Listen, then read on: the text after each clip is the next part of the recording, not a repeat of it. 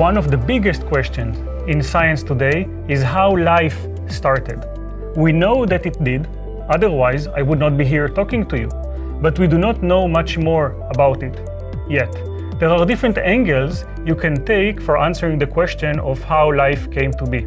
You can study how a cell can use up energy in order to reproduce and evolve. I am, however, is less focused on how the specific molecules that make up a cell came to be. I am more interested in the process that took us from simple molecule into complex structures. In the early history of Earth, around the time we now think biological life arose, many of the different building blocks that make up a cell have already been present. But during that time, we somehow went from a collection of simple chemicals, the so-called prebiotic soup, into a complex cell. Such a complex structure could not just arise out of randomness in one go.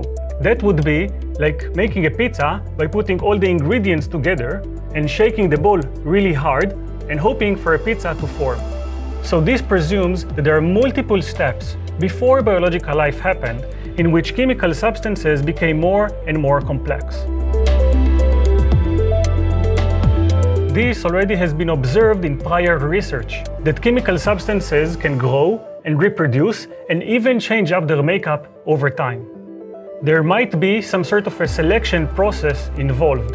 In my research, I try to see if such a selection process can actually be an analog of biological selection as stated by Darwin. In general, would it be possible for chemicals or a system of chemicals to undergo Darwinian evolution?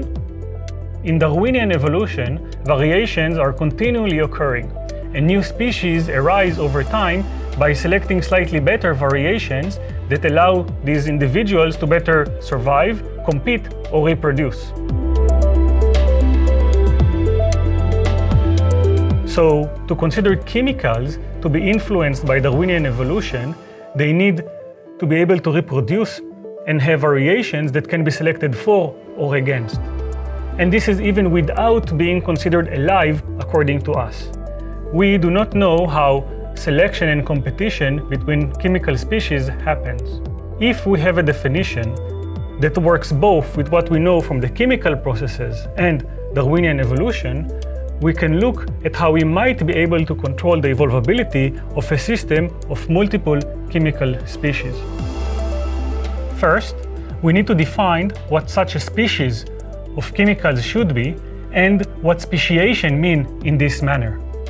We do not do this in the lab, but in computer models that are inspired by experiments. In the model, different processes and characteristics of the chemical processes we are interested in can be filled in as mathematical formulas. The formulas work together to simulate the potential chemical processes that could result in chemical evolution. By using such a model, we can alter many different parameters about the environment or about the chemical composition at will. So we can look at many different potential situations. Eventually, we aim to be able to find parameter sets under which the chemicals would be able to undergo Darwinian evolution. If we get this far, then we can actually look at different strategies of the chemical species. Are there some that are more prepared for different environments, or are there others that are more suited for a very specific environment? These would be strategies that we also find in living organisms. Not only that we are trying to understand how evolution transitioned from the chemical domain into the biological domain, but also why the building blocks of life have diversified. We are also trying to find out the mathematical set of rules that can explain both the chemical evolution and the biological evolution. In other words, in my view, chemical and biological processes might be more similar than what we think, and could actually be just two examples of a larger rule set of evolution that involves many aspects of our own reality.